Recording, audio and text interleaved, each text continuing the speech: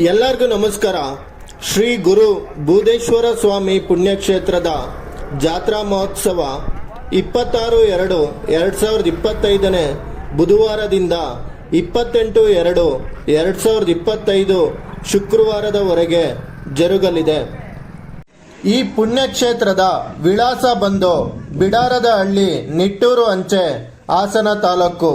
ಶ್ರೀ ಗುರು ಬೂದೇಶ್ವರ ಸ್ವಾಮಿ ಪುಣ್ಯಕ್ಷೇತ್ರದ ಜಾತ್ರಾ ಮಹೋತ್ಸವವು 3 ದಿನಗಳ ಕಾಲ ನಡೆಯಲಿದ್ದು, ಸಕಲ ಸಿದ್ಧತೆಗಳು ಭರದಿಂದ ಸಾಗಿದ್ದು, ಭಕ್ತಾದಿಗಳು ಹೆಚ್ಚಿನ ಸಂಖ್ಯೆಯಲ್ಲಿ ಆಗಮಿಸಿ ಶ್ರೀ ಗುರು ಬೂದೇಶ್ವರ ಸ್ವಾಮಿಯ ದರ್ಶನ ಪಡೆದುಕೊಳ್ಳಬೇಕಾಗಿ ವಿನಂತಿ.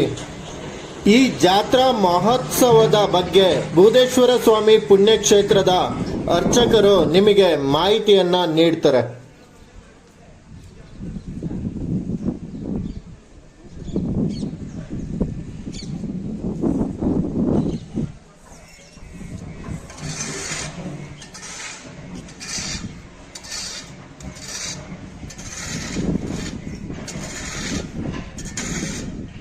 ಓಂ ಶ್ರೀ ಗುರು ಬೂದೇಶ್ವರಾಯ ನಮಃ. ಪ್ರಾತಸ್ಮರೀಯರಾದ ಶ್ರೀ ಗುರು ಬೂದೇಶ್ವರನ್ನು ಮನದಲ್ಲಿ ಸ್ಮರಿಸುತ್ತಾ, ಹಾಗೆ ದೊಡ್ಡದೇಶ್ವರನ್ನು ಸ್ಮರಿಸುತ್ತಾ, ಮಹಾಮಾತೆ ಜಗನ್ಮಾತೆ ತ್ರಿಪುರ ಸುಂದರ ಸರ್ವೇಶ್ವರಿ ಪಾರ್ವತಿ ದೇವಿಯನ್ನು ಸ್ಮರಿಸುತ್ತಾ, ಶ್ರೀ ಗುರು ಬೂದೇಶ್ವರ ಪ್ರತಿ ವರ್ಷದಂತೆಯೂ ಕೂಡ ಈ ವರ್ಷವೂ ಕೂಡ ಜಾತ್ರಾ ಮಹೋತ್ಸವ ಅಂದ್ರೆ ಶಿವರಾತ್ರಿ ಉಪವಾಸ ದಿನ ಶ್ರೀ ಗುರು ಬೂದೇಶ್ವರ ಸ್ವಾಮೀಜಿಗಳು ಪುಣ್ಯಕ್ಕೆ ಆಚೆ ಕಡೆ ಹೋಗಿ ಪ್ರತಿ ವರ್ಷಕ್ಕೊಮ್ಮೆ ಮಾತ್ರ ಆಚೆ ಕಡೆ ಹೋಗೋದು ಗಂಗೆ ಸ್ನಾನಕ್ಕೆ ಬುಧವಾರ ಸಹ ಹೋಗ್ಬಿಟ್ಟು ಪ್ರತಿ ವರ್ಷದಂತೆ ಈ ವರ್ಷವೂ ಕೂಡ ಅಂಬಾರಿ ಉತ್ಸವ ಮೇಲೆ ಶ್ರೀ ಗುರು ದೊಡ್ಡದೇಶ್ವರ ಸ್ವಾಮೀಜಿಗಳು ಮಹಾಮಾತೆ ಪಾರ್ವತಿ ದೇವಿಯವರು ದೊಡ್ಡದೇಶ್ವರ ಸ್ವಾಮಿ ಬೆಳ್ಳಿ ಉತ್ಸವ ಅಂಬಾರಿ ಉತ್ಸವ ಮೇಲೆ ಬರ್ತಾರೆ. ಅದೇ ತರವಾಗಿ ಮಹಾಮಾತೆ ಜಗನ್ಮಾತೆ ಪಾರ್ವತಿ ದೇವಿಯವರು ಬೆಳ್ಳಿ ರಥದ ಮೇಲೆ ಉತ್ಸವವನ್ನು ಬರುತ್ತಾರೆ. ಪ್ರತಿ ವರ್ಷದಂತೆಯೂ ಕೂಡ ಈ ವರ್ಷ ಕೂಡ ಜಾತ್ರೆ, ಡೋಲು ಕುಣಿತ, ನೃತ್ಯ, ಹಲವಾರು ತಂಡ ಭಜನೆಗಳು ತಂಡ ವಿಜೃಂಭಣೆಯಿಂದ ನಡೆಸಿಕೊಂಡು ಬಂದಿರ್ತಾರೆ. ಈ ತುಂಬ ಹೇಳ್ಬೇಕಂತಂದ್ರೆ ಶ್ರೀ ಗುರು ಬೂದೇಶ್ವರ ಸ್ವಾಮೀಜಿಗಳು ಅಂದ್ರೆ ಈ ತರ ಏನು ಸೋಕು ಏನು ಆಸ್ಪತ್ರೆ ಕಾಯಿಲೆ ಏನಂತ ಸಂದರ್ಭದಲ್ಲಿ ಶ್ರೀ ಗುರು ಬೂದೇಶ್ವರ ಸ್ವಾಮಿಯ ಸನ್ನಿಧಿಯಲ್ಲಿ ಬಂದು 7 ದಿನ ಆಗ್ಬೋದು, 5 ದಿನ ಆಗಿರ್ಬೋದು, 21 ದಿನ ಆಗೋದು, ಒಂದು ಮಂಡಲಾಗಿರ್ಬೋದು, ಶ್ರೀ ಸ್ವಾಮಿ ಸನ್ನಿಧಿಯಲ್ಲಿ ಉಳ್ಕೊಂಡು ಇದ್ರೆ ತಮ್ಮ ಕಷ್ಟ ಕರ್ಮಗಳೆಲ್ಲ ದೂರ ಮಾಡುವಂತ ನಂಬಿಕೆ ಇದೆ. ನಂಬಿಕೆ ಅಂತಂದ್ರೆ ಭಗವಂತನ ಶಕ್ತಿ ಬಲ ಬಂದು ಈ ಪುಣ್ಯಕ್ಷೇತ್ರದಲ್ಲಿ ಅಪಾರ ಮಹಿಮೆ ಇದೆ. ನಿಜ ಹೇಳ್ಬೇಕಂತಂದ್ರೆ ಶ್ರೀ ಭಕ್ತ ಮಕ್ಕಳಾದ ಸಂದರ್ಭದಲ್ಲಿ ಶ್ರೀ ಮಠಕ್ಕೆ ಬಂದ್ಬಿಟ್ಟು ಈ ತರ ಅಡಿಕೆ ಹವನಗಳು, ಪೂಜೆ ಪುನಸ್ಕಾರಗಳನ್ನು ಮಾಡಿದ ಸಂದರ್ಭದಲ್ಲಿ ಶ್ರೀ ಕ್ಷೇತ್ರದಲ್ಲಿ ಹಲವಾರು ಪವಾಡಗಳು ನಡೆದಿರುತ್ತದೆ. ಅದೇ ತರವಾಗಿ ಪ್ರತಿ ವರ್ಷದಂತೂ ಕೂಡ ಈ ವರ್ಷ ಕೂಡ ನಡೆಸಿಕೊಂಡು ಜಾತ್ರೆ ವಿಜೃಂಭಣೆಯಿಂದ ನಡೆಸಿಕೊಂಡು ಬಂದಿರ್ತಾರೆ. ಪ್ರತಿ ವರ್ಷದ ಈ ವರ್ಷವೂ ಕೂಡ ಎಲ್ಲ ಭಕ್ತಾದಿಗಳು ಆಗಮಿಸಿ ಶ್ರೀ ಗುರು ಬೂದೇಶ್ವರ ಕೃಪೆಗೆ ಪಾತ್ರರಾಗಬೇಕೆಂದು ತಮ್ಮಲ್ಲಿ ಮನವಿ ಮಾಡಿಕೊಳ್ಳುತ್ತೇನೆ. ಹಾಗೂ ಬೂದೇಶ್ವರ ಸ್ವಾಮಿ ಪುಣ್ಯಕ್ಷೇತ್ರದ ಹಿನ್ನೆಲೆ ಹಾಗೂ ಜಾತ್ರಾ ಮಹೋತ್ಸವದ ಬಗ್ಗೆ ಬೂದೇಶ್ವರ ಮಠದ ಧರ್ಮದರ್ಶಿಗಳಾದ ಶ್ರೀ ತಮ್ಮಣ್ಣಗೌಡರು ನಿಮಗೆ ಮಾಹಿತಿಯನ್ನ ನೀಡ್ತಾರೆ. ಶ್ರೀ ಗುರು ಬೂದೇಶ್ವರ ಸ್ವಾಮಿ ಪ್ರಸನ್ನ, ಶ್ರೀ ಗುರು ತೋಟೇಶ್ವರ ಸ್ವಾಮಿ ಪ್ರಸನ್ನ, ಪಾರ್ವತಮ್ಮ ದೇವಿ ಈ ಒಂದು ಪುಣ್ಯ ಕ್ಷೇತ್ರದಲ್ಲಿ ಪ್ರತಿ ವರ್ಷವೂ ಕೂಡ ಮಹಾಶಿವರಾತ್ರಿ ಜಾತ್ರೆ ನಡೆಯುತ್ತದೆ. ಈ ಜಾತ್ರಾ ಪ್ರಯುಕ್ತ ನಮಗೆ ಸುತ್ತಮುತ್ತಲ ಗ್ರಾಮಸ್ಥರುಗಳು ಹಾಗೂ ಒಂದು ಕಲ್ಯಾಡಿಯಿಂದ ಮತ್ತು ದುದ್ದ ಹೋಬಳಿ ಇರ್ಬೋದು, ಸಾಲ್ಗಾಮೆ ಹೋಬಳಿ ಇರ್ಬೋದು, ಹೆಚ್ಚಿನ ಜನಸಂಖ್ಯೆಯಲ್ಲಿ ಭಕ್ತಾದಿಗಳು ಜಾತ್ರೆಗೆ ಆಗಮಿಸಿ ಬಹಳ ಸಹಕಾರವನ್ನು ನೀಡ್ತಾವ್ರೆ. ಅದೇ ರೀತಿ ಈಗ 26/2/2025 26/2/25ರಿಂದ 27-28 3 ದಿವಸಗಳ ಕಾಲ ತುಂಬ ವಿಜೃಂಭಣೆಯಿಂದ ಮಹಾಶಿವರಾತ್ರಿ ಜಾತ್ರೆ ಈ ಒಂದು ಬೂದೇಶ್ವರ ಸ್ವಾಮಿ ಪುಣ್ಯಕ್ಷೇತ್ರದಲ್ಲಿ ನಡೆಯುತ್ತೆ. ಯಾಕೆ ಅಂದ್ರೆ ಈ ಒಂದು ಕ್ಷೇತ್ರದಲ್ಲಿ ಆನೆ ಅಂಬಾರಿ ಉತ್ಸವವನ್ನ ಪ್ರತಿ ವರ್ಷವೂ ಕೂಡ ಆಚರಿಸಿಕೊಂಡು ತೋಟೇಶ್ವರ ಸ್ವಾಮಿಯವರ ಉತ್ಸವ ಆನೆಯ ಮೇಲೆ ಅಂಬಾರಿ ನಿಟ್ಟೂರಿನಿಂದ ಬೂದೇಶ್ವರ ಸ್ವಾಮಿ ಮಠದವರೆಗೆ ಆಗಮಿಸಿ ಸಾವಿರಾರು ಜನಗಳ ಸಮ್ಮುಖದಲ್ಲಿ ನೀತಿ ನಿಯಮಗಳನ್ನು ಪಾಲಿಸಿಕೊಂಡು ಪಾರ್ವತಮ್ಮನವರ ಬೆಳ್ಳಿಯ ರಥದಲ್ಲಿ ಆಚರಿಸಿಕೊಂಡು ಬರ್ತಾ ಇದೀವಿ. ಈ ಒಂದು ಬೂದೇಶ್ವರ ಸ್ವಾಮಿ ಜಾತ್ರಾ ಮಹೋತ್ಸವಕ್ಕೆ ಇಡೀ ನಮ್ಮ ಹಾಸನ ಜಿಲ್ಲಾದ್ಯಂತ ಹೊರ ಜಿಲ್ಲೆಗಳಿಂದಲೂ ಕೂಡ ಭಕ್ತಾದಿಗಳು ಆಗಮಿಸಿ ಈ ಒಂದು ಜಾತ್ರಾ ಮಹೋತ್ಸವದಲ್ಲಿ ಬೂದೇಶ್ವರ ಸ್ವಾಮಿ ತೋಟೇಶ್ವರ ಸ್ವಾಮಿಯವರ ಪಾರ್ವತಮ್ಮ ತಾಯಿಯವರ ಜಾತ್ರೆಯನ್ನ ಅದ್ದೂರಿಯಾಗಿ ಭಕ್ತಾದಿಗಳು ನಡೆಸಿಕೊಡ್ಬೇಕೆಂದು ತಮ್ಮಲ್ಲಿ ವಿನಂತಿಸುತ್ತೇವೆ. ಅದೇ ರೀತಿ ಈ ಒಂದು ಗುರು ಬೋಧೇಶ್ವರ ಸ್ವಾಮಿಗಳ ಚರಿತ್ರಾಮೃತ, ಈ ಒಂದು ಚರಿತ್ರಾಮೃತ ಅಂದ್ರೆ ಬೋಧಪ್ಪರು 1775 ವರ್ಷಗಳ ಕಾಲ ಜೀವಂತವಾಗಿ ಬದುಕಿ ಈ ಒಂದು ಗುರು ಸನ್ನಿಧಿಯಲ್ಲಿ ಅಂದ್ರೆ ಸುತ್ತಮುತ್ತಲ ಗ್ರಾಮದಲ್ಲಿ ಭಿಕ್ಷಾಟನೆಯನ್ನ ಮಾಡಿ ಈಶಾನ್ಯ ದಿಕ್ಕಿನಿಂದ ಬಂದು ಕಲ್ಯಾಡಿಯ ಮುಖಾಂತರ ಕರಗುಂದದ ಮುಖಾಂತರ ಈ ಒಂದು ತೋಟೇಶ್ವರ ಸ್ವಾಮಿ ಎಂಬ ಶಿಷ್ಯರನ್ನ ಮಾಡಿಕೊಂಡು ಆ ಒಂದು ದಾಹ ಆದಂತ ಸಂದರ್ಭದಲ್ಲಿ ತೋಟೇಶ್ವರ ಸ್ವಾಮಿಯವರಿಗೆ ನನಗೆ ದಾಹ ಆಗ್ತಾ ಇದೆ, ಎಳ್ನೀರ್ನ ಕೊಡಿ ಅಂತ ಕೇಳಿದಂತ ಸಂದರ್ಭದಲ್ಲಿ ತೋಟೇಶ್ವರ ಸ್ವಾಮಿ ಅವರು ನನಗೆ ಮರ ಹತ್ತಲು ಬರುವುದಿಲ್ಲ ಅಂತ ಅವರ ಮುಂದೆ ಹೇಳಿಕೊಂಡಾಗ ಆಗ ತೋಟೇಶ್ವರ ಸ್ವಾಮಿಯವರು ಕೂತ ಜಾಗಕ್ಕೆ ಆ ಮರ, ತೆಂಗಿನ ಮರ ಬಾಗಿ ಅವರ ಕೈಗೆ ಎಳನೀರನ್ನ ಕೊಟ್ಟು ಅವರ ಶಿಷ್ಯರಾಗಿ ಇಂದಿಗೂ ಕೂಡ ಬೋಧೇಶ್ವರ ಸ್ವಾಮಿಯವರ ಒಂದು ಉರಿಗದ್ದಿಗೆಯಲ್ಲಿ ಒಂದು ಬಹಳ ಪವಾಡ ಪುರುಷರಾಗಿ ಈ ಒಂದು ಸನ್ನಿಧಿಯಲ್ಲಿ ನೆಲೆಸಿ ಸಾವಿರಾರು ಭಕ್ತಾದಿಗಳಿಗೆ ಸಹಕಾರವನ್ನ ಮತ್ತೆ ಸಹಾಯವನ್ನ ಅಂದ್ರೆ ತೋಟೇಶ್ವರ ಸ್ವಾಮಿಯವರ ಹಿನ್ನೆಲೆ ಅಂದ್ರೆ ಅವರು ಬೂದಿ ಮುಚ್ಚಿದ ಕೆಂಡ, ಅವರ ಹೆಸರು ಮೊದಲು ಬೂದಿಯಪ್ಪ ದೇವರು ಅಂತ. ಈ ಒಂದು ಬೋಧೇಶ್ವರ ಸ್ವಾಮಿಯ ಒಂದು ಕ್ಷೇತ್ರದಲ್ಲಿ ಒಂದು 25 ಎಕರೆಗಳ ಕಾಲ ಜಾಗ ಇದೆ, ಜಮೀನಿದೆ. ಅಂದ್ರೆ ಭಕ್ತಾದಿಗಳು ಬೋಧೇಶ್ವರ ಸ್ವಾಮಿಯವರಿಗೆ ದಾನವಾಗಿ ಕೊಟ್ಟಿರೋದು. ಅದೇ ರೀತಿ ಪ್ರತಿ ಅಮಾವಾಸ್ಯೆ ಪೌರ್ಣಮಿಯಲ್ಲೂ ಕೂಡ ಲಕ್ಷಾಂತರ ಜನಕ್ಕೆ ಅನ್ನದಾಸೋಹ ಕಾರ್ಯಕ್ರಮವನ್ನ ಕೂಡ ನಡ್ಕೊಂಡು ಬರ್ತಾ ಇದೆ. ಒಂದು ಪೌರ್ಣಮಿ ಅಮಾವಾಸ್ಯೆ ಏನು 12 ಅಮಾವಾಸ್ಯೆ 12 ಹುಣ್ಣಿಮೆಗಳು ಬರುತ್ತೆ. ಈ 12 ಅಮಾವಾಸ್ಯೆಗಳನ್ನ ಕೂಡ ಸುತ್ತಮುತ್ತಲ ಗ್ರಾಮಸ್ಥರು ನೆರವೇರಿಸ್ಕೊಂಡು ಬರ್ತಾವ್ರೆ. ಅದೇ ರೀತಿ ಹುಣ್ಣಿಮೆಯನ್ನು ಕೂಡ ನೆರವೇರಿಸ್ಕೊಂಡು ಬರ್ತಾವ್ರೆ. ಇಲ್ಲಿ ತುಂಬಾ ಭಕ್ತಾದಿಗಳಿಂದ ಈ ಒಂದು ಗುರುಕ್ಷೇತ್ರದಲ್ಲಿ ಬಹಳ ಅಭಿವೃದ್ಧಿ ಕಾರ್ಯಗಳಾಗಿವೆ. ಈ ಅಭಿವೃದ್ಧಿ ಕಾರ್ಯಗಳಲ್ಲಿ ಹಲವಾರು ಧನ ಸಹಾಯವನ್ನು ಮಾಡಿದ್ದಾರೆ. ಸಮುದಾಯ ಭವನವೂ ಇದೆ, ಮತ್ತೆ ಹೊಸ ಆಂಗ್ಲ ಮಾಧ್ಯಮ ಶಾಲಾ ಕಟ್ಟಡವನ್ನು ಕಟ್ಟಿದೀವಿ. ಸಾವಿರಾರು ವಿದ್ಯಾರ್ಥಿಗಳು ಈ ಶಾಲೆಯಲ್ಲಿ ವಿದ್ಯಾಭ್ಯಾಸವನ್ನ ಮಾಡಿ 1970-71ರಲ್ಲಿ ಅಂದಿನ MLA ರಾದಂತ ಬಸವಗೌಡ ನಂಜಪ್ಪರವರು ಈ ಒಂದು ಸನ್ನಿಧಿಯಲ್ಲಿ ಶಾಲೆಯನ್ನ ಪ್ರಾರಂಭಿಸಿ ಅಂದಿನಿಂದ ಇಂದಿನವರೆಗೂ ಕೂಡ ಉನ್ನತ ವಿದ್ಯಾಭ್ಯಾಸವನ್ನ ಒಂದು 50 ಹಳ್ಳಿಯಿಂದ ಇಲ್ಲಿಗೆ ಶಿಕ್ಷಣವನ್ನ ಪಡೆಯಲು ವಿದ್ಯಾರ್ಥಿಗಳು ಆಗಮಿಸಿ ಈ ಒಂದು ಗುರುಕೃಪೆಗೆ ಪಾತ್ರರಾಗಿದ್ದಾರೆ. ನಂತರ ಈ ಒಂದು ಕ್ಷೇತ್ರದ ಅಭಿವೃದ್ಧಿಯಲ್ಲಿ ಮುನ್ನಡೆ ಆಗಲೇಬೇಕು. ಈ ಒಂದು ಕ್ಷೇತ್ರ ಪವಾಡ ಸ್ಥಳ ಅಂತ ಸುತ್ತಮುತ್ತ ಗ್ರಾಮಸ್ಥರು ದಾನಿಗಳ ಮುಖಾಂತರ ಇದು ಅನೇಕ ಅಭಿವೃದ್ಧಿ ಕಾರ್ಯಗಳನ್ನ ಮಾಡಿದ್ದಾರೆ.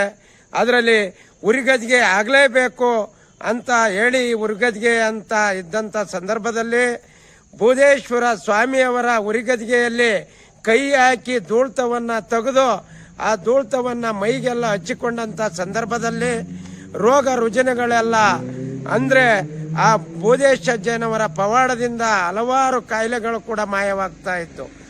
ಅಂದ್ರೆ ಈ ಸನ್ನಿಧಿಯಲ್ಲಿ ಕೆಲವರು ಎಂತೆಂಥ ಕಾಯಿಲೆಗಳಿದ್ರು ಕೂಡ ಕಟ್ಲೆಗಳನ್ನ ಇದ್ದು ಕಟ್ಲೆಯ ರೂಪದಲ್ಲಿ ಅನೇಕ ಜನಗಳು ಆಸ್ಪತ್ರೆ ಕಾಯಿಲೆಗಳು ಆಗಿದ್ರು ಕೂಡ ಬೇರೆ ಕಾಯಿಲೆ ಆಗಿದ್ರು ಕೂಡ ಹುಷಾರಾಗಿ ಅನೇಕ ಜನ ಇಲ್ಲಿಗೆ ಇಂದಿಗೂ ಕೂಡ ಶಿಕ್ಷಿತವಾಗಿದ್ದಾರೆ. ನಂತರ ಉರಿಗದ್ದಿಗೆ ಮಾಡಲೇಬೇಕು ಅಂದಂತ ಸಂದರ್ಭದಲ್ಲಿ 25-30 ಲಕ್ಷ ಹಣ ವೆಚ್ಚ ಆಯಿತು. ಅದು ಇಂದಿಗೂ ಕೂಡ ಒಂದು ಕಲ್ಲಿನಲ್ಲಿ ಆಗಿರೋದಂತ ಪವಾಡ.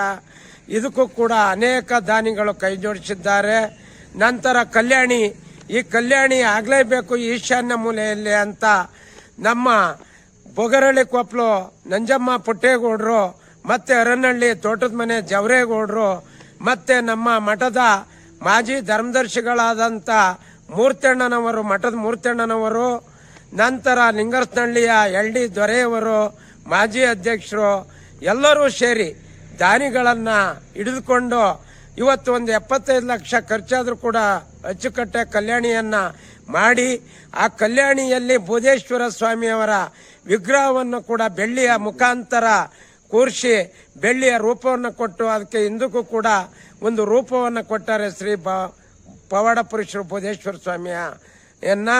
ನಂತರ ಒಂದು ನವಮಿ ಮಂಟಪ ಇರ್ಬೋದು, ನವಗ್ರಹದ ದೇವಸ್ಥಾನ ಇರ್ಬೋದು, ಹಾಗೂ ಆಂಜನೇಯ ಸ್ವಾಮಿ ದೇವಸ್ಥಾನ ಇರ್ಬೋದು, ಮತ್ತೆ ಗಣಪತಿ ದೇವಸ್ಥಾನ ಇರ್ಬೋದು.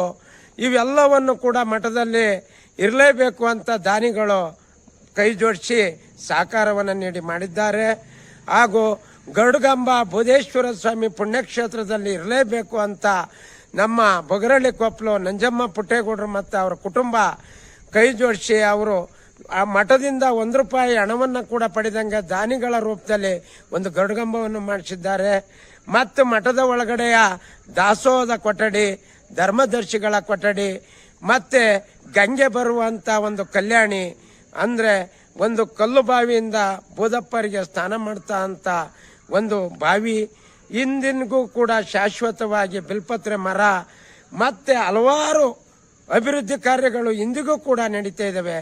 ಈ ಒಂದು ಚರಿತ್ರೆ ಅಂದ್ರೆ ಬೋಧೇಶ್ವರ ಸ್ವಾಮಿಯವರು ಉತ್ತರ ದಿಕ್ಕಿನಿಂದ ಬಂದು ಈಶಾನ್ಯ ದಿಕ್ಕಿನಿಂದ ಬಂದು ಈ ಒಂದು ಸುತ್ತಮುತ್ತ ಆಜುಬಾಜಿನಲ್ಲಿ ಭಿಕ್ಷಾಟನೆಯನ್ನ ಮಾಡಿ ಇಂದಿಗೂ ಕೂಡ ಸೋಮವಾರ ಬಸವಣ್ಣನವರ ಪೂಜೆಯನ್ನ ಮಾಡಬೇಕು, ಬಸವಣ್ಣರವರ ಬ್ಯಾಸೆಯನ್ನ ಮಾಡಬೇಡಿ ಅಂತ ಉಪದೇಶಗಳನ್ನು ಹೇಳಿ ಲಿಂಗರ್ಸ್ನಹಳ್ಳಿಯಿಂದ ಕೂಡ ನೆಲೆಸಿ ಆ ಲಿಂಗರ್ಸ್ನಹಳ್ಳಿಯ ತೋಪಿನಲ್ಲಿ ಗುಂಡು ತೋಪು ಅಂತ ಬರುತ್ತೆ, ಆ ಲಿಂಗರ್ಸ್ನಹಳ್ಳಿಯ ಗುಂಡು ತೋಪಿನಲ್ಲಿ ನೆಲೆಸಿ ಅಲ್ಲಿ ಅವರ ಕೈಯಿಂದ 2 ಬಿಲ್ಪತ್ರೆ ಮರಗಳನ್ನು ನೆಟ್ಟು ಇಲ್ಲಿ ಅಭಿವೃದ್ಧಿ ಕಾರ್ಯಗಳು ನಡೀಲಿ, ಇಂದಿಗೂ ಕೂಡ ಸುತ್ತಮುತ್ತಲ ಗ್ರಾಮಗಳು ಅಭಿವೃದ್ಧಿಯಾಗಲಿ ಅಂತ ಲಿಂಗರ್ಸ್ನಹಳ್ಳಿ ಗ್ರಾಮದಲ್ಲಿ ಬಿಲ್ಪತ್ರೆ ಮರವನ್ನು ನೆಟ್ಟು ಅಲ್ಲಿಂದ ಬಿಡಾರದಳ್ಳಿಗೆ ಬಂದು ನೆಲೆಸಿದಂತ ಸಂದರ್ಭದಲ್ಲಿ ಇದು ಗಂಡು ಭೂಮಿ ಆಗಿದೆ, ಇದೇ ಜಾಗದಲ್ಲಿ ನಾವು ವಾಸ ಮಾಡೋಣ ಅಂತ ಬೋಧೇಶ್ವರ ಸ್ವಾಮಿ,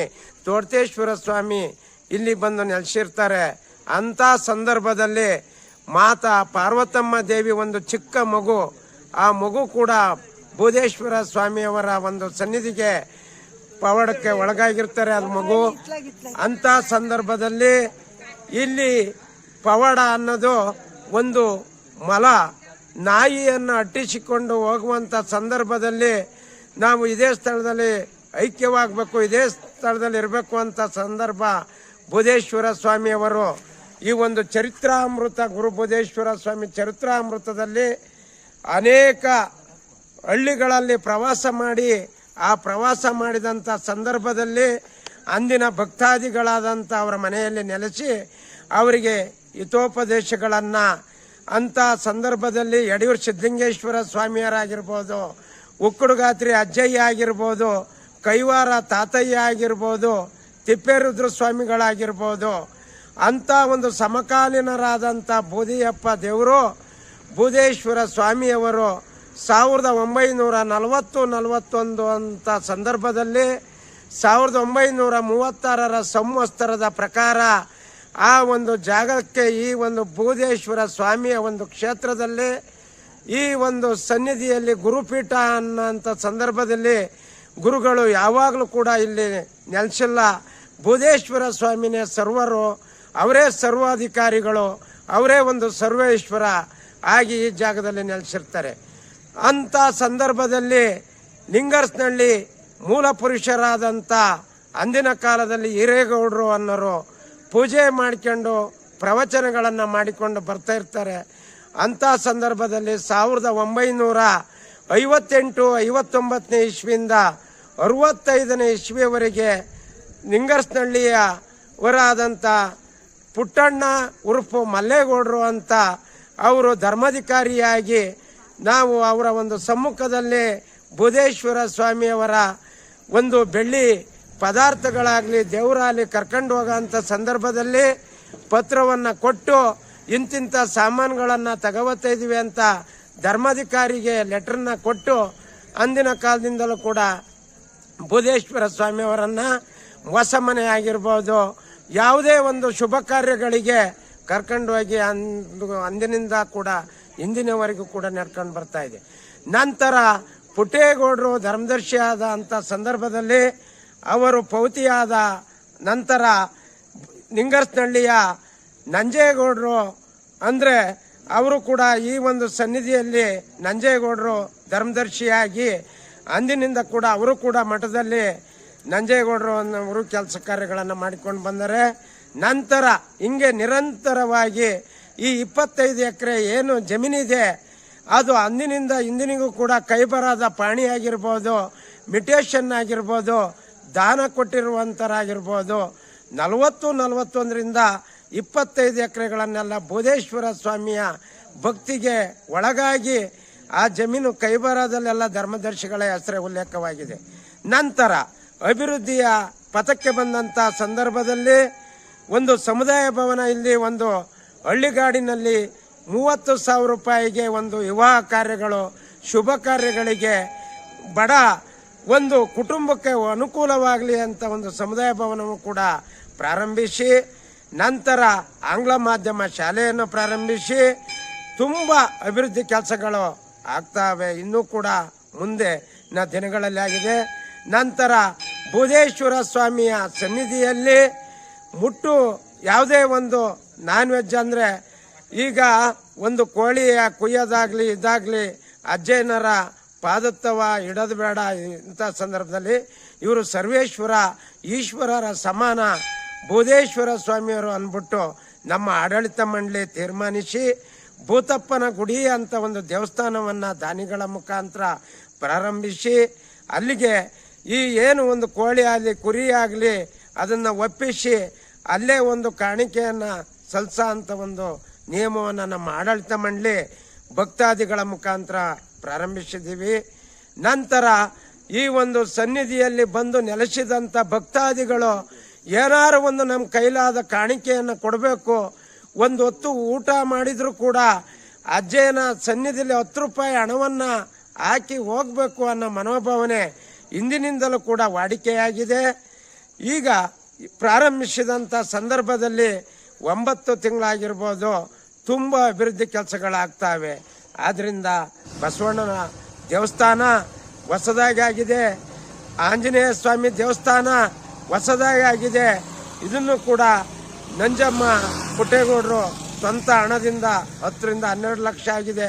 ಅದನ್ನು ಕೂಡ ಅವರು ಒಂದು ಗುರು ಸನ್ನಿಧಿಗೆ ಪ್ರಾರಂಭಿಸಿದ್ದಾರೆ.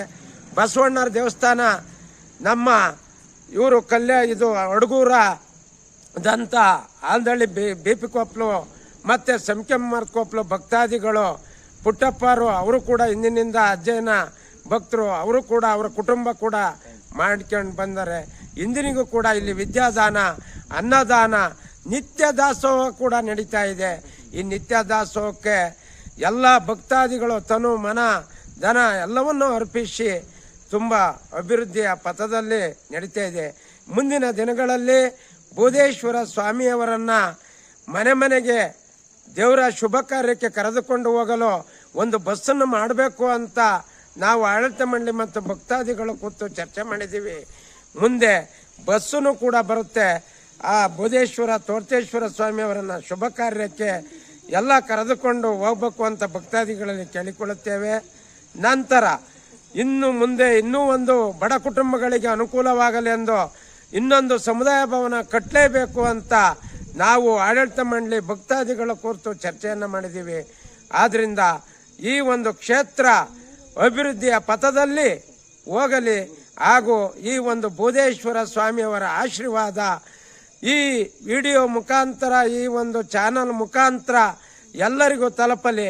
ಈ ಬೋಧೇಶ್ವರ ಸ್ವಾಮಿಯ ಕ್ಷೇತ್ರದಲ್ಲಿ ಓದಿರುವಂಥ ವಿದ್ಯಾರ್ಥಿಗಳು ಒಂದು ಕನಿಷ್ಠ ಅಂದ್ರೆ ಇವತ್ತು ಜಿಲ್ಲಾಧಿಕಾರಿ, ತಹಶೀಲ್ದಾರರು, SI, ಮಿಲಿಟರಿ, ಆರ್ಮಿ ಎಲ್ಲ ಇಲಾಖೆಯಲ್ಲೂ ಕೂಡ ಸೇವೆ ಸಲ್ಲಿಸ್ತಾ ಇದ್ದಾರೆ.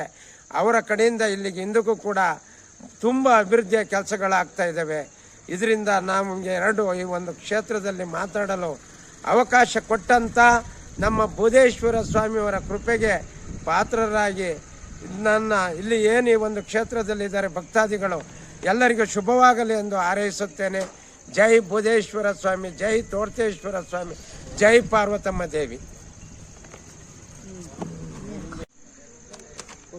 ಉರಿಗದ್ಗೆ ಕುಮಾರಾಚಾರ್ಯರು ರೂಪ ಜ್ಯುವೆಲರ್ಸ್ ಅವರು ಕೂಡ ಸ್ವಂತ ಹಣದಿಂದ ಮಾಡಿಕೊಟ್ಟಿದ್ದಾರೆ ಭಕ್ತಾದಿಗಳ ಮುಖಾಂತರ. ನಂತರ ತೇರು, ನೂತನವಾದ ತೇರು 25 ಲಕ್ಷಗಳ ಖರ್ಚಾಗಿದೆ. ಅದನ್ನು ಕೂಡ ಮಹಾಲಕ್ಷ್ಮಿ ಸಿದ್ದೇಗೌಡರು ಮತ್ತು ಮಕ್ಕಳು ಮಹಾಲಕ್ಷ್ಮಿ ವೈನ್ಸು ಅವರು ಕೂಡ ಸ್ವಂತ ಹಣದಿಂದ ಮಾಡಿ ತೇರಿನ ಮನೆಯನ್ನ ರೂಪಿಸಿದ್ದಾರೆ. ಲಿಂಗರ್ಸ್ನಹಳ್ಳಿ ಗ್ರಾಮದವರು ಮಹಾಲಕ್ಷ್ಮಿ ಸಿದ್ದೇಗೌಡರು.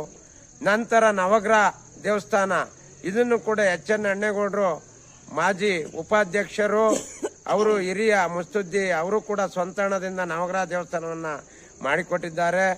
ನಂತರ ಅಲ್ಲಿ ಬಿಲ್ಪತ್ರೆ ಮತ್ತೆ ಮಂಟಪವನ್ನ ಕೂಡ ಶಿವಣ್ಣ ಮತ್ತು ಮಕ್ಕಳು ಅರುನಹಳ್ಳಿ JCP ಬಾಬಣ್ಣ ಇರ್ಬೋದು, ಹೇಗಣ್ಣ ಆಗಿರ್ಬೋದು, ಅವರು ಕೂಡ ಸ್ವಂತ ಹಣದಿಂದ ಬಿಲ್ಪತ್ರೆ ಮರ ಇದನ್ನ ರೂಪಿಸಿದ್ದಾರೆ. ನಂತರ ಅರ್ಚಕರ ಮನೆ ಕೊಠಡಿ, ಅದನ್ನು ಕೂಡ ಮಠದಿಂದಲೂ ಕೂಡ ನಿಭಾಯಿಸಿ ಮಾಡಿದ್ದಾರೆ. ಗೋಶಾಲೆ ಇದೆ, ಅದನ್ನು ಕೂಡ ಅಂದಿನ MLA ಆದಂಥ H.S. ಪ್ರಕಾಶಣ್ಣನವರು ಅವರು ಕೂಡ ಪ್ರಾರಂಭಿಸಿದ್ದಾರೆ.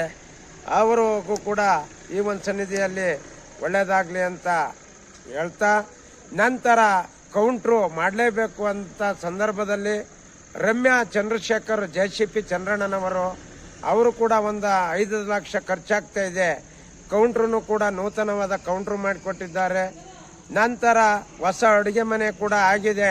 ಅಲ್ಲಿಯೂ ಕೂಡ ಇಂದು ಧರ್ಮಸ್ಥಳಕ್ಕೆ ಹೋಗೋಂಥ ಪಾದಯಾತ್ರೆಗಳು ದಿನನಿತ್ಯ ಅವರಿಗೆ ದಾಸೋಹ ಕೂಡ ಮಾಡಿಕೊಟ್ಟಿದ್ದೀವಿ. ಬೆಳಗೂ ಕೂಡ ಅವ್ರಿಗೆ ಯಾವುದೇ ಕೊರತೆ ಆಗದಂಗೆ ಹಲವಾರು ಸೇವೆಗಳನ್ನು ರೂಪಿಸಿ ಇದ್ದೀವಿ. ನಂತರ ಇದು ಒಂದು ಯಾವುದು ಶ್ರೀಕೃಷ್ಣ ಗೋಪಾಲಕೃಷ್ಣ ದೇವಸ್ಥಾನ, ಆ ಗೋಪಾಲಕೃಷ್ಣನ್ನು ಕೂಡ MR ಹೋಟ್ಲು ಪುಡ್ಸಮ್ಮಣ್ಣನವರು ಕೂಡ ಅವರ ಸಹೋದರರು ಅವರು ಕೂಡ ರೂಪಿಸಿದ್ದಾರೆ. ಕಂಪ್ಯೂಟರ್ ರೂಮು ಆಗಲೇಬೇಕು ಅಂದಂಥ ಸಂದರ್ಭದಲ್ಲಿ ಭಾಗೇಶ್ವರದ ಸುಬ್ಬಣ್ಣನವರು ಅವರು ಕೂಡ ಕಂಪ್ಯೂಟರ್ ರೂಮನ್ನು ಮಾಡಿಕೊಟ್ಟಿದ್ದಾರೆ. ನಂತರ ಹಲವಾರು ಭಕ್ತಾದಿಗಳು ದಾನಿಗಳು ಮುಖಾಂತರ ಇದು ಭಕ್ತರ ಮಠ. ಈ ಭಕ್ತರ ಮಠದಲ್ಲಿ ಸರ್ವೇಶ್ವರ, ಆ ಸರ್ವೇಶ್ವರನ ಕೃಪೆಯಲ್ಲಿ ಇಂದಿಗೂ ಕೂಡ ದಾಸೋಹ ನಡೀತಾ ಇದೆ. ದಾಸೋಹದಲ್ಲಿ ಹಲವಾರು ಸಿಬ್ಬಂದಿಗಳು, ನಮ್ಮ ಮಠದಲ್ಲಿ ಆಡಳಿತ ಮಂಡಳಿಗೆ ಸಿಬ್ಬಂದಿಗಳು ಕೂಡ ಕೈ ಜೋಡಿಸಿದ್ದಾರೆ. ಭಾಗ್ಯ ಅಂತ ಅಕೌಂಟೆಂಟ್ ಇದ್ದಾರೆ, ಅವರು 17 ವರ್ಷದಿಂದ ಇಲ್ಲಿ ಸೇವೆಯನ್ನು ಸಲ್ಲಿಸ್ತಾ ಪ್ರತಿ ಯಾವುದೇ ಒಂದು ಲೆಕ್ಕಪತ್ರ ಲೋಪದೋಷವಾಗದಂತೆ ಮಾಡಿಕೊಂಡು ಯಾರೇ ಧರ್ಮದರ್ಶಿ ಆಡಳಿತ ಮಂಡಳಿ ಬದಲಾವಣೆ ಆದರೂ ಕೂಡ ನಿಭಾಯಿಸ್ಕೊಂಡು ಬಂದರೆ. ಅರ್ಚಕರು ಉತ್ತಮವಾದಂಥ ಒಂದು ಅರ್ಚಕರು, ಅಮರೇಶ್ ಅಂತ ಅರ್ಚಕರಿದ್ದಾರೆ, ಸಂತೋಷ ಅಂತ ಒಂದು ಕುಟುಂಬ, ರುದ್ರಪ್ಪರ್ ಇರ್ಬೋದು ಅವರ ಕುಟುಂಬ, ಮತ್ತೆ ಇವರೆಲ್ಲರೂ ಕೂಡ ಗೋವಿಂದ ಇರ್ಬೋದು, ನಮ್ಮ ಬಣವರದ ರೇವಣ್ಣರು ಇರ್ಬೋದು, ಮಠದಲ್ಲಿ ಸೇವೆ ಸಲ್ಲಿಸ್ತಾರ ಅಂತಾರೆ. ಇವತ್ತು ಕೂಡ ನೋಡಿ ಈ ಒಂದು ಮಹಾಶಿವರಾತ್ರಿ ಜಾತ್ರೆಗೆ ದಾನಿಗಳಿಂದ ನಡೀತಾ ಅಂತ ಜಾತ್ರೆ, ದಾನಿಗಳು ಹಲವಾರು ಹಣಕಾಸಿನ ಸಹಾಯವನ್ನ ಮಾಡಿ ಇವತ್ತು 10 ರಿಂದ 15 ಲಕ್ಷಗಳ ಕಾಲ ಜಾತ್ರಾ ಖರ್ಚಾಗುತ್ತೆ ಹಣ. ಆ ಜಾತ್ರಾ ಖರ್ಚನ್ನು ಕೂಡ ದಾನಿಗಳು ಭರಿಸ್ಕೊಡ್ತಾರೆ. ಇಲ್ಲಿ ತೇರಿನ ಮನೆ, ಈ ಜಾಗಕ್ಕೆ ಭಕ್ತಾದಿಗಳು ಒಮ್ಮೆ ಆದರೂ ಕೂಡ ಭೇಟಿಯನ್ನ ನೀಡಿ ಇಲ್ಲಿಯ ಒಂದು ಪವಾಡ, ಈ ಪವಾಡವನ್ನ ಕಂಡು ಈ ಬೂದೇಶ್ವರ ಸ್ವಾಮಿಯಲ್ಲಿ ಒಂದು ದಿವಸ ತಂಗಿ ಹೋಗ್ಬೇಕು ಅಂತ ತಮ್ಮ ಭಕ್ತಾದಿಗಳಲ್ಲಿ ನಾನು ಧರ್ಮದರ್ಶಿಗಳಾದಂಥ ಚಿಕ್ಕ ವಯಸ್ಸಿಗೆಯ ತಮ್ಮನಗೌಡ ಅಂತ ವಕೀಲರು, ನಾವು ಚಿಕ್ಕ ವಯಸ್ಸಿಗೆಯ 48ರಲ್ಲಿ ಸಂಸ್ಥಾನ ಧರ್ಮದರ್ಶಿ ಹುದ್ದೆಯನ್ನು ನೀಡಿದರೆ ನಾವು ಇವತ್ತಿಗೆ 9 ತಿಂಗಳಾಗಿದೆ ಧರ್ಮದರ್ಶಿಯಾಗಿ. ಧರ್ಮದರ್ಶಿಗಳಾದಂಥ ಅವರಿಗೆ ತುಂಬ ಕೆಲಸ ಕಾರ್ಯಗಳು ಇರ್ತವೆ. ಈ ಒಂದು ಧರ್ಮಪೀಠಕ್ಕೆ ಬಂದು ಗುರು ಬೂದೇಶ್ವರ ಸ್ವಾಮಿಯವರ ಒಂದು ಆಶೀರ್ವಾದವನ್ನು ಪಡೆದುಕೊಂಡು ಈ ಮಠದ ಆಗುಹೋಗುಗಳನ್ನು ಭಕ್ತಾದಿಗಳು ತಿಳಿದುಕೊಳ್ಳಬೇಕೆಂದು ತಮ್ಮಲ್ಲಿ ವಿನಂತಿಸಿಕೊಳ್ಳುತ್ತೇವೆ. ಕಾರ್ಯದರ್ಶಿಯಾದಂಥ ಅಧ್ಯಕ್ಷರು, ಈ ಒಂದು ಸಂಸ್ಥೆ ಅಧ್ಯಕ್ಷರು H.N. ರಮೇಶ್ ಅಂತ ಹೊನ್ನಾವರ, ಹಾಗೂ ಉಪಾಧ್ಯಕ್ಷರಾದಂಥ ದೇವರಾಜಣ್ಣನವರು ದುದ್ದ ಅವರು, ನಂತರ ಗುರುರಾಜ್ H.S. ಕಾರ್ಯದರ್ಶಿಗಳು ಮತ್ತೆ 55 ಜನ ಡೈರೆಕ್ಟರ್ಗಳು ಎಲ್ಲ ಸೇರಿ ಅಧ್ಯಕ್ಷರು, ಉಪಾಧ್ಯಕ್ಷರು, ಧರ್ಮದರ್ಶಿಗಳು, ಕಾರ್ಯದರ್ಶಿಯನ್ನ ಆಯ್ಕೆ ಮಾಡಿಕೊಂಡು ಈ ಸನ್ನಿಧಿಯಲ್ಲಿ ಸೇವೆ ಮಾಡಬೇಕು ಅಂತ ಹೋಗ್ತಾ ಅವ್ರೆ. ಅದೇ ರೀತಿ ಈ ಸನ್ನಿಧಿಯಲ್ಲಿ ಬೂದೇಶ್ವರ ಸ್ವಾಮಿಯವರ ಒಂದು ಪವಾಡವನ್ನು ಕಂಡ್ರೆ ಎಂಥರಿಗೂ ಕೂಡ ಹಣ ಇಲ್ಲ ಅಂತ ಕೊರಗನೇ ಇಲ್ಲ. ಇವತ್ತು ಹಣ ಇಲ್ಲ, ಈ ಕೆಲಸ ಮಾಡೋಕ್ಕೆ ಅಂದ್ರೆ ಸಾಕು, ಬೂದೇಶ್ವರ ಸ್ವಾಮಿಯವರು ದಾನಿಗಳ ರೂಪದಲ್ಲಿ ಬಂದು ಸಂಜೆ ಹೊತ್ತಿಗೆ ಹಣವನ್ನು ತುಂಬಿ ಹರಿಸುತ್ತಾರೆ. ಅದು ಇಂದಿಗೂ ಕೂಡ ಒಂದು ನಿಗೂಢ ರಹಸ್ಯವಾಗಿದೆ. ಯಾಕೆಂದರೆ ಈ ಒಂದು ಸಂಸ್ಥೆ ಇವತ್ತು ಭಕ್ತಾದಿಗಳು ಭಜನೆ ಕಾರ್ಯಕ್ರಮಗಳನ್ನು ಕಂಡ್ರೆ ಎದ್ದು ಹೋಗಲು ಮನಸ್ಸೇ ಬರುವುದಿಲ್ಲ. ಬೆಳಗೂ ಕೂಡ ಅಮಾವಾಸ್ಯೆ ಮತ್ತು ಹುಣ್ಣಿಮೆಯಲ್ಲಿ ಆ ಒಂದು ಭಜನೆಯ ಗಾನಗಳನ್ನು ಕೇಳಿದರೆ ಬೆಳಕು ಹರಿದಿದ್ದೇ ಗೊತ್ತಾಗಲ್ಲ. ಕಾರ್ಯಕ್ರಮಗಳನ್ನು ಸುತ್ತ ಹಳ್ಳಿಗಳು ಇವತ್ತು ವಾಗೇಶ್ವರ ಹೋಬಳಿ ಆಗಿರ್ಬೋದು, ದುದ್ದಾ ಹೋಬಳಿ ಆಗಿರ್ಬೋದು, ಗಣಸಿ ಆಗಿರ್ಬೋದು, ಸಾಲ್ಗಾಮೆ ಆಗಿರ್ಬೋದು, ಹಾಸನದ ಮೂಲೆ ಮೂಲೆಯಿಂದ ಈ ಒಂದು ಜಾತ್ರಾ ಮಹೋತ್ಸವಕ್ಕೆ ಆಗಮಿಸಿ ಅಂದರೆ ಆ ಜನಪದ ಗೀತೆ ಭಜನೆಯ ಕಾರ್ಯಕ್ರಮ, ಅದರಲ್ಲಿ ಸರ್ವಜ್ಞನ ವಚನಗಳು, ಶಂಕರಾಚಾರ್ಯರು, ಮಧ್ವಾಚಾರ್ಯರು ಆ ಒಂದು ವಚನಗಳ ಇಂಗಿತಕ್ಕೆ ಒಳಗಾಗಿ ಅಕ್ಕಮಾದೇವಿಯವರ ವಚನಗಳು, ಚಂದ ಚಂದ ಬೂದೇಶ್ವರ ಸ್ವಾಮಿಯ ಚಂದ, ಬಿಡಾರ್ದಳ್ಳಿಯ ಅಂದ ಚಂದ ಅಂತ ಒಂದು ಭಜನೆ ಗೀತೆಗಳನ್ನು ಕೇಳ್ತಾ ಇದ್ರೆ ನಮಗೆ ಆ ಒಂದು ಮನಸ್ಸಿನ ಅಲ್ಲಿ ಇರುವಂಥ ಒಂದು ಉಲ್ಲಾಸ ಆಗುತ್ತೆ. ಆ ಉಲ್ಲಾಸದಿಂದ ಎಷ್ಟು ಒಂದು ಶಕ್ತಿ ಸಾಮರ್ಥ್ಯ ಬರುತ್ತೆ ಅಂದರೆ ಅದನ್ನು ಕಿವಿಯಾರೆ ಕೇಳಿದರೆ ನಮಗೆ ಅಷ್ಟೊಂದು ಖುಷಿ ಆಗುತ್ತದೆ ಅಂತ ಹೇಳಿ ಒಂದು ಸನ್ನಿಧಿಗೆ ಆಗಮಿಸಬೇಕು ಅಂತ ಕೇಳಿಕೊಳ್ಳುತ್ತೇವೆ.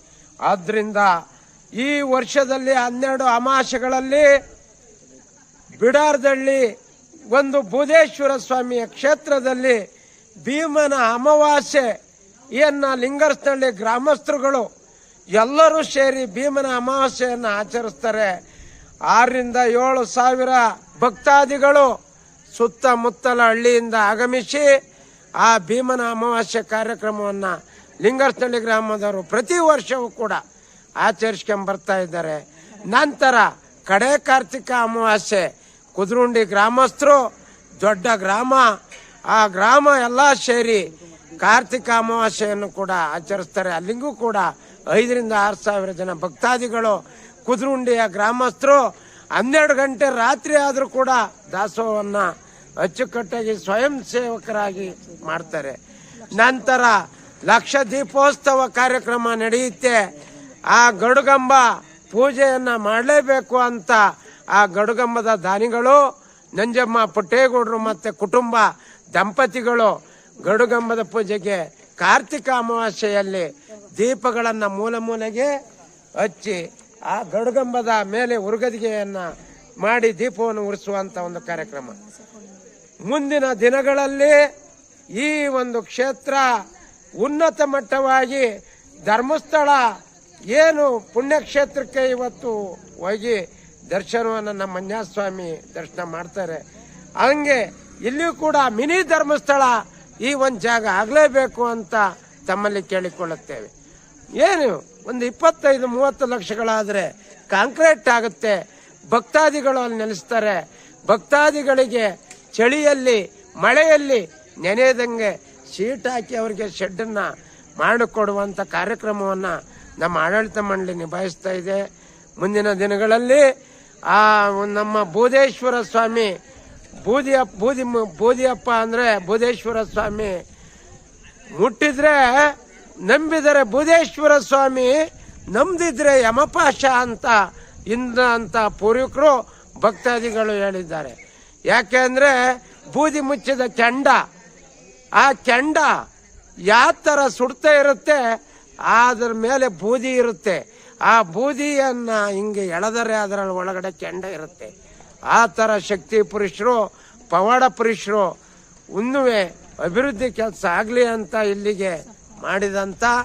ಆಮೇಲೆ ಪ್ರತಿ ವರ್ಷವೂ ಕೂಡ ಆಷಾಢದಲ್ಲಿ 7 ದಿವಸಗಳ ಕಾಲ, ಆಷಾಢದ ಕೊನೆ ದಿವಸದಲ್ಲಿ 7 ದಿವಸಗಳ ಕಾಲ ಅಖಂಡ ಭಜನೆ ಕಾರ್ಯಕ್ರಮ ನಡೆಯುತ್ತದೆ. ಈ ಶ್ರುತಿ ನಿಲ್ಲದಂತ ಅಖಂಡ ಭಜನೆ ಕಾರ್ಯಕ್ರಮಕ್ಕೆ ಮೂಲೆ ಮೂಲೆಗಳಿಂದ ಭಕ್ತಾದಿಗಳು, ಸಾಧುಗಳು, ಸಂತರು ಬಂದು ಆ ಸಪ್ತಾಹ ಕಾರ್ಯಕ್ರಮವನ್ನ ನಿರ್ಗುಣವಾಗಿ ನಡೆಸಿಕೊಂಡು ಕೊಟ್ಟು ಹೋಗ್ತಾ ಇದ್ದಾರೆ. ಅವರಿಗೂ ಕೂಡ ಧನ್ಯವಾದಗಳು. ಉಳಿದ ಅಮಾವಾಸ್ಯೆ ಮತ್ತೆ ಪ್ರತಿ ಹುಣ್ಣಿಮೆಯನ್ನ ಅಕ್ಕಪಕ್ಕದ ಗ್ರಾಮದವರು, ಆ ಗ್ರಾಮಗಳ ಪಟ್ಟಿಯೇ ಇದೆ, ಅಕ್ಕಪಕ್ಕದ ಗ್ರಾಮಗಳು ನಮ್ಮ ಆಡಳಿತ ಮಂಡಳಿ ಮತ್ತೆ ನಮ್ಮ ಮಠದಕ್ಕೆ ₹1 ಹಣವನ್ನು ಹಾಕಿಸದ ರೀತಿ ಅವರು ತುಂಬ ಭಕ್ತಾದಿಗಳು 12 ಗಂಟೆ ಆದರೂ ಕೂಡ ದಾಸವನ್ನ ಪಡಿಸಿ ಕೊಟ್ಟಿದ್ದಾರೆ. ಆದ್ರಿಂದ ಈ ಒಂದು ಸರ್ವಜ್ಞನ ವಚನಗಳು ನೆನಪಾಗುತ್ತದೆ. ಮನದಲ್ಲಿ ನೆನೆವಂಗೆ ಮನೆಯೇನು ಮಠವೇನು, ಮನದಲ್ಲಿ ನೆನೆಯದಿರುವನು ದೇಗುಲದ ಕೊನೆಯಲ್ಲಿದ್ದನು ಸರ್ವಜ್ಞ ಅಂತ. ಯಾಕೆ ಅಂದ್ರೆ ಆ ಸರ್ವಜ್ಞ ನಮ್ಮ ಮನದಲ್ಲಿ ನೆನೆಯಂಗೆ ಅಂದ್ರೆ ನಾವು ಕಾಗೆನೂ ಕೂಡ ಸ್ನಾನ ಮಾಡುತ್ತೆ, ಕಾಗೆ. ಆದ್ರಿಂದ ಮಾದು ಅಲ್ಲಿಗೆ ಸೀಮಿತವಾಗಬಾರದು. ಮನಸ್ಸಿನಲ್ಲಿ ನಾವು ಆಲಿಸ್ಬೇಕು ಏನಾಗ್ತಾ ಇದೆ ಅಂತ. ಇವತ್ತು ಲೋಕ ರೂಢಿಯಲ್ಲಿ ಇವತ್ತು ಮಠ ಮಾನ್ಯಗಳು, ದೇವಸ್ಥಾನಗಳು ತುಂಬಿ ತುಳುಕುತ್ತಾ ಇದ್ದಾವೆ. ಯಾಕೆ ಅಂದ್ರೆ ಹಿಂದೆ ರಾಕ್ಷಸರಿಗೂ ದೇವತೆಗಳಿಗೂ ಯುದ್ಧ ಆಗುವಂತ ಸಂದರ್ಭದಲ್ಲಿ ದೇವತೆಗಳು ಚಂಡ ಮುಂಡ ಎಂಬ ರಾಕ್ಷಸರನ್ನ ಮಟ್ಟ ಹಾಕಬೇಕು ಅಂತ ಸಂದರ್ಭದಲ್ಲಿ ಏನು ಈ ತ್ರಿಮೂರ್ತಿಗಳು ಇದ್ದಾರೆ, ಬ್ರಹ್ಮ, ವಿಷ್ಣು, ಮಹೇಶ್ವರ, ಆ ಒಂದು ರಾಕ್ಷಸರನ್ನ ಮಟ್ಟ ಹಾಕಲು ಒಬ್ಬ ವ್ಯಕ್ತಿಯನ್ನ ಸೃಷ್ಟಿ ಮಾಡ್ತಾ ಇದ್ರು. ಅಂತ ಸಂದರ್ಭದಲ್ಲಿ ಇದ್ರೂ ಕೂಡ ಈ ಸಾಧು ಸಂತರು, ಗುರು, ಇವತ್ತು ಮಂತ್ರಾಲಯದ ರಾಘವೇಂದ್ರ ಸ್ವಾಮಿಗೆ ಹೋಗ್ತೀವಿ. ಅಲ್ಲಿ ಹೋದಾಗ ರಾಘವೇಂದ್ರ ಸ್ವಾಮಿ ನಾವು ಒಂದು ನೆನಪರುತ್ತೆ, ಭಜತಂ ಕಲ್ಪವೃಕ್ಷಾಯ ನಮತಂ ಕಾಮಧೇನು ಆಯ ನಮ. ಹೆಂಗೆ ಅಂದ್ರೆ ನಮ್ಮ ಪೂಜ್ಯಾಯ ರಾಘವೇಂದ್ರಾಯ ಸತ್ಯಧರ್ಮ ರಥಾಯ ಚ, ಅಂದ್ರೆ ಸತ್ಯಗಳ ಇರುವಂತ ಕಾಲ. ಇವತ್ತು ಶಿರ್ಡಿ ಸಾಯಿಬಾಬಾ ಇರ್ಬೋದು, ಮಂತ್ರಾಲಯದ ರಾಘವೇಂದ್ರ ಸ್ವಾಮಿ ಇರ್ಬೋದು, ಇವತ್ತು ದೇವತೆಗಳ ಒಂದು ಬೀಡು, ಇವತ್ತು ಗುರು. ನಮ್ಮ ಒಂದು ಕ್ಷೇತ್ರ ಬೂದೇಶ್ವರ ಸ್ವಾಮಿ ಪುಣ್ಯಕ್ಷೇತ್ರ. ನಾವು ಈ ಕ್ಷೇತ್ರದಲ್ಲಿ ನೆಲೆಸಿರುವುದು ನಿಮ್ಮೆಲ್ಲರ ಪುಣ್ಯ. ಆದ್ರಿಂದ ಬೂದೇಶ್ವರ ಸ್ವಾಮಿಯವರ ಆಶೀರ್ವಾದ ಲಕ್ಷಾಂತರ ಜನರ ಮೇಲೆ ಇದೆ. ಆದರೆ ನಾವು ಈ ಸ್ವಾಮಿಯವರ ಕೃಪೆಗೆ, ತೋಡ್ತೇಶ್ವರ ಸ್ವಾಮಿಯವರ ಕೃಪೆಗೆ ನೀವು 26, 27, 28 ಈ ತಿಂಗಳು ಮಹಾಶಿವರಾತ್ರಿ ಜಾತ್ರೆಗೆ ಭಕ್ತಾದಿಗಳು ಮೂಲೆ ಮೂಲೆಯಿಂದ ಆಗಮಿಸಬೇಕು ಅಂತ ತಮ್ಮಲ್ಲಿ ಕೇಳಿಕೊಳ್ಳುತ್ತೇವೆ.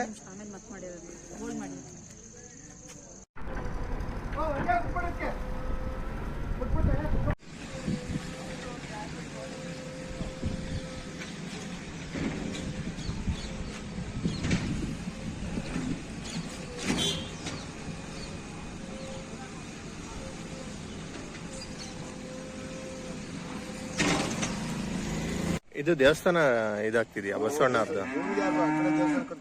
ಎಲ್ಲಿ ಹೇಳಿ? ಇದ್ರ ಪಕ್ಕ. ಹಾ ಹಾ ಹಾ ಸರಿ. ಇದು ಅಣ್ಣ ಈದ್ ಕಾಲಿಂದ